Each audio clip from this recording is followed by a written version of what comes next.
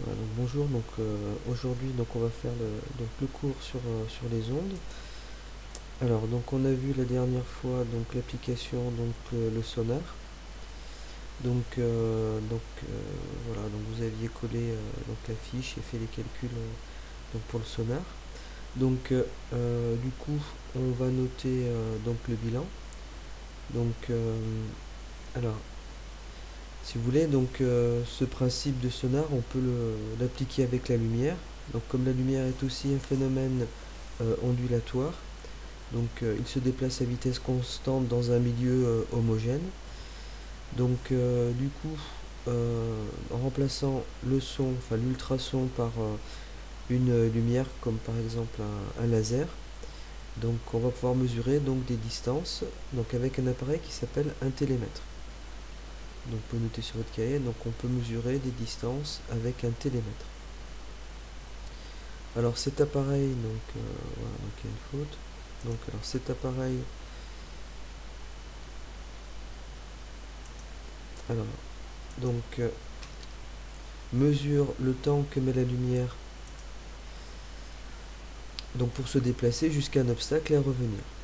Voilà, donc ça c'est le principe, c'est exactement le même principe que le sonar, mais avec tout simplement de la lumière. Donc ça ce sont les applications. Donc je vous laisse noter, sinon vous pouvez faire un arrêt sur image. Alors sinon pour la composition de la lumière blanche, j'avais prévu une activité. Alors on peut se poser la question suivante, si vous voulez. Donc, euh, de quoi est composée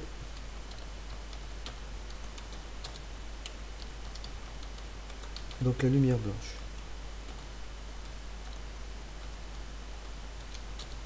Alors on peut faire des hypothèses.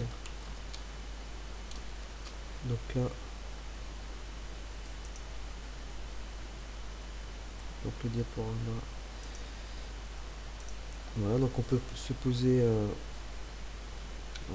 des hypothèses sur. Voilà, c'est à peu près en compte. Bon, alors de quoi est composée la lumière blanche? Alors on pourrait supposer que la lumière blanche, si vous voulez, est faite de plein de rayons blancs. Hein, c'est en fait une hypothèse.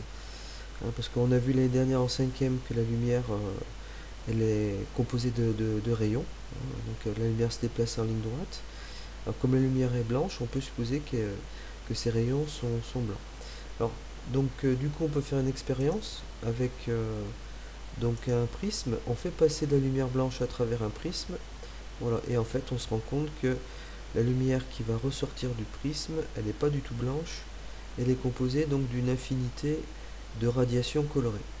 Voilà.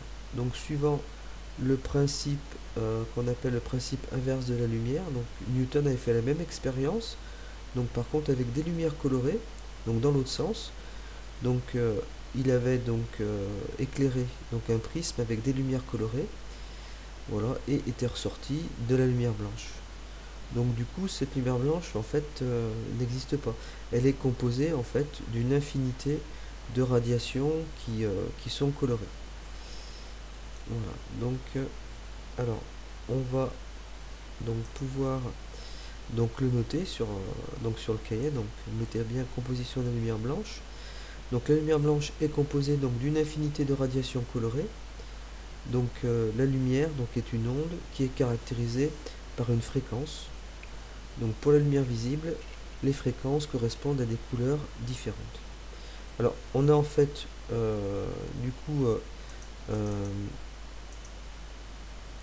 cette couleur principale. Voilà. Alors ces couleurs principales, c'est le violet. Je vais peut-être le mettre en bas. Alors ces couleurs principales, c'est le violet, l'indigo, bleu, vert, jaune, orange, rouge. Donc on a en fait donc cette couleur principale, donc violet, indigo, donc bleu, vert, rouge, vert, jaune, pardon, orange et rouge. Donc là, ça correspond en fait au spectre de la lumière blanche. Donc ça, c'est le spectre de la lumière blanche.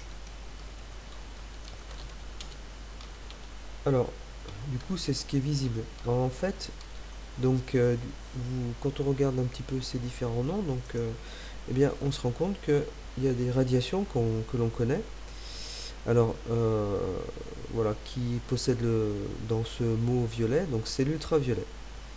Donc, en fait, il existe des radiations, voilà, par exemple comme l'ultraviolet, donc des radiations, voilà, qu'on ne voit pas. Par contre, ce sont des ondes de même nature que la lumière visible, mais elles ne sont pas visibles. Donc, par exemple, le rouge aussi, au-delà du rouge, eh bien, on a l'infrarouge. Donc là aussi, donc c'est une onde, voilà, qui ne fait pas partie en fait du spectre de la lumière visible. Donc ça c'est visible, on arrive à le voir. Donc notre œil voit toutes les lumières du violet jusqu'au rouge. Par contre, on ne voit pas l'ultraviolet et l'infrarouge. Alors, comme si vous voulez, donc l'onde lumineuse, donc c'est un phénomène ondulatoire, ben, on peut faire un rapprochement avec le son. Donc le son, on peut avoir des sons aigus ou des sons graves, qui sont donc différenciés grâce à ce qu'on appelle la fréquence. Donc pour les sons graves, la fréquence est faible. Pour les sons aigus, eh bien la fréquence est plus élevée. Eh bien on va pouvoir faire exactement la même chose avec la lumière. Donc du coup, on aura des fréquences qui seront faibles pour le rayonnement rouge et on va augmenter la fréquence pour obtenir des rayonnements plutôt violets. Voilà. Encore plus les fréquences vont augmenter dans l'ultraviolet, etc. Et les fréquences vont baisser après l'infrarouge. Voilà. Donc voilà, donc du coup c'est pour ça que j'ai noté donc la lumière donc est une onde qui est caractérisée par une fréquence. Pour la lumière visible, les fréquences correspondent à des couleurs différentes. Voilà. Donc alors ensuite donc du coup grand 3, donc différents types de rayonnement. Donc on voit ici très bien que la lumière visible, donc en fait ça fait une petite partie en fait de plein d'ondes. Alors toutes ces ondes, on appelle ça des ondes électromagnétiques. Ce sont des ondes vraiment de même nature. Donc du coup elles vont se déplacer donc à la vitesse de la lumière dans le vide. Donc toutes ces ondes là. Alors donc on a plein d'applications. Donc pour la lumière visible, donc nous ça nous permet de voir évidemment. Donc grâce aussi aux lunettes, donc on va pouvoir donc modifier la trajectoire de la lumière, donc et du coup pouvoir observer beaucoup mieux donc ce que l'on voit. Par exemple, si on a de la myopie, donc on aura des lentilles divergentes qui nous permettront de voir. Si on est hypermétrope, ça sera des lentilles convergentes. Voilà. Alors dans le domaine de l'ultraviolet, donc on a par exemple comme application les lunettes de soleil, donc ils vont filtrer donc les UV et du coup ça nous empêchera donc de prendre des maladies comme la cataracte. Donc voilà, parce que ce sont les UV qui vont créer cette maladie. Voilà, donc ça c'est dans le rayonnement ultraviolet. Donc on a vu aussi dans les exercices que les UV permettent par exemple de bronzer et aussi de synthétiser la vitamine D. Alors dans le rayonnement X, donc avec des fréquences plus élevées, donc on a l'application, ce sont les radios. Donc on peut, grâce à ce rayonnement qui va être pénétrant, donc ce rayonnement va traverser la chair, par contre pas les os. Donc du coup on peut observer l'ombre du squelette donc vous voyez, sur un écran. Après comme application, donc on a le rayonnement gamma. Donc le rayonnement gamma c'est un rayonnement extrêmement énergétique. Donc du coup on peut s'en servir donc pour chauffer de l'eau dans les centrales donc nucléaire, donc pour fabriquer de l'électricité.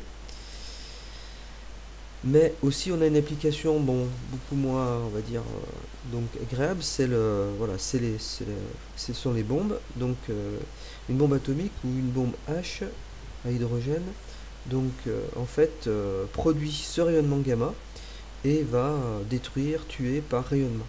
Contrairement donc à une bombe classique qui tue par fragmentation. Voilà, donc alors après comme, euh, comme application donc des ondes, donc on a les micro-ondes que tout le monde connaît, ça va servir à chauffer les aliments, ça va servir aussi pour communiquer entre les satellites, entre la Terre et les satellites, ça va servir aussi à communiquer aussi donc avec les téléphones portables. Donc alors méfiez-vous, gardez pas trop les téléphones portables proches de votre cerveau, parce que du coup votre cerveau chauffe, puisque ces micro-ondes peuvent chauffer, donc elles font vibrer les molécules d'eau, donc ça augmente la température. Après donc comme application, donc on a les ondes radio pour communiquer. Voilà, donc ensuite on a les ondes de VLF, donc Very Low Frequency, donc voilà, qui sont émises par des ordinateurs, donc qui ont des incidences sur la santé, donc ça je vous demanderai de faire donc une petite recherche là-dessus. Et on a les ELF, Extreme donc Low Frequency, donc là aussi qui peuvent provoquer par exemple des leucémies. Voilà, donc on a donc plein d'applications donc de ces différentes ondes.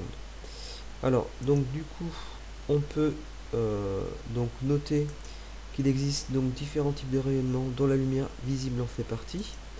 Donc donc ce sont des ondes donc électromagnétiques.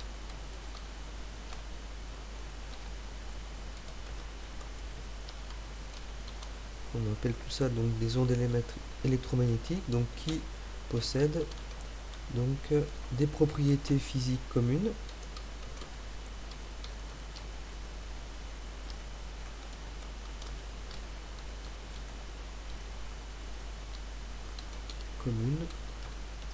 Donc comme par exemple comme donc se déplacer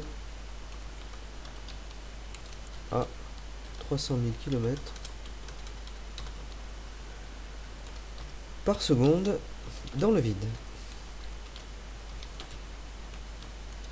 Voilà. Donc les applications sont nombreuses comme on l'a vu précédemment, donc, et ont contribué à améliorer la communication.